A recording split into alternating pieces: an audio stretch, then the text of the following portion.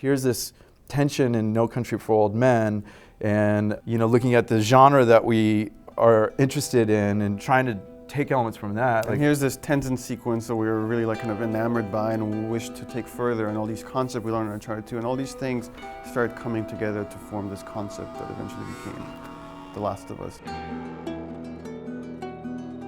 We kind of laid down sort of the bullet point list for ourselves of, it had to be character driven. This narrative has to be important. I have to get invested with these characters.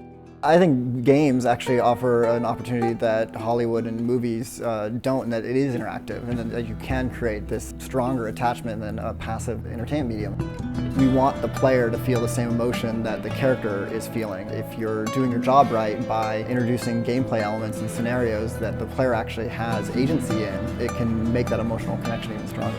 Could you build up a relationship with somebody through gameplay over the course of the entire game? And it's about the pressure being applied to these characters and those choices they make that I feel like I'm a part of. As game developers, of course, we're constantly like collecting ideas, thinking about things like how can you make games better and do more and blah, blah, blah. And, well, this was like, how can you do less? How can you actually strip away all this stuff and get to this kind of meat? I can get invested in the characters, I can understand the world, it can be beautiful and lush like Naughty Dog does.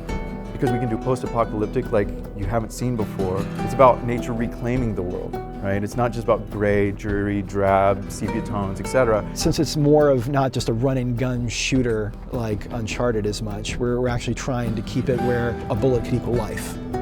You're scavenging and you're not going to have 10 clips for an AK-47. There would have been concepts that would have been much easier to make. There would have been concepts that would have been much more fun to work on. But at the end we picked probably the most challenging one for us to make, because at the end of the day, this is the game we want to play as players, right? We really want to get our hands on this game when it's done and play it. And we're masochists. So that's the way we come at it here, because mediocrity is just the devil.